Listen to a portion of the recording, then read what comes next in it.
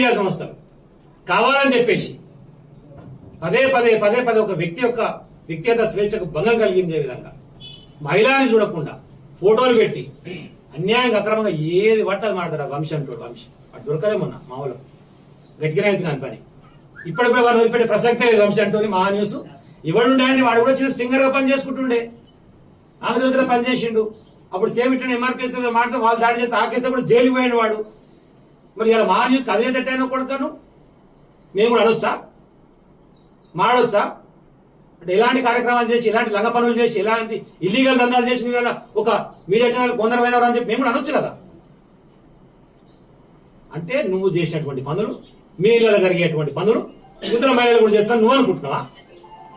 అది మీకున్నదేమో కల్చర్, మా దగ్గర లేదు. సో మహిళ యొక్క స్వేచ్ఛని భంగం కలిగించేటువంటి రైట్ ఓడించింది నీకు. ఈ రోజు వరకు ఫోన్ ట్యాపింగ్ కు సంబంధించి ఆ విచారణ చేసినటువంటి ఏ ఒక్క సంస్థనైనా సరే విచారించడం ఇది బయటకు వచ్చని చెప్పి చెప్పిర్రా? మరి నువ్వెట్లా చెప్తావు? పోనీ నువ్వు అనుకుంటున్నటువంటి వ్యక్తులైనా స్వతహాగా వాళ్ళు వచ్చి వాళ్ళ కంప్లైంట్ ఇచ్చిర్రా, నా ఫోన్ ట్యాప్ అయింది, దీనివల్ల నా వ్యక్తిగత స్వేచ్ఛకు భంగం కలిగింది, నన్ను వీళ్ళు బ్లాక్ మెయిల్ చేసి నాకు వీళ్ళు మాట్లాడని చెప్పిర్రా? లేదు. ఏది పడితే అది మాట్లాడితే నడుస్తుంది, మా ఇష్టం చేస్తాము, మళ్ళీ ఏమైనా మాట్లాడితే మీడియా స్వేచ్ఛకు భంగం కలుగుతుందా? మొదటి నుంచి మీడియా స్వేచ్ఛ మీద ఇట్లనే చేస్తున్నారు. అరే మీడియా స్వేచ్ఛకు భంగం కలిగిస్తుంది భయ్. వాస్తవాలు చెప్పు, నువ్వు వాస్తవాలు ఏమన్నా చెప్పు. నీకు అనిపించింది ఊహ పెట్టుకొని కావాలని చెప్పేసి మనిషిని టార్గెట్ చేసి క్యారెక్టర్ అసాసినేట్ చేసి కుటుంబంలో ఒక మానసిక క్షోభకు గురయ్యే విధంగా చేస్తే ఎవడు ఊపడు కొడుక. తస్మాత్ జాగ్రత్త వంశీ. మహా న్యూస్ నీకు మళ్ళా కూడా అయ్యేది ఉంది, నిన్ను వదిలిపెట్టే ప్రసక్తే లేదు. మీడియా ప్రముఖంగా నేను చెప్తా ఉన్నాను, ఎట్టి పరిస్థితి వదిలిపెట్టే ప్రశ్న లేదు ఏ రోజుకైనా సరే. మేము కూడా పింక్ బుక్ మెయింటైన్ చేస్తున్నాం, గతంలో చెప్పింది అబద్ధం కాదు.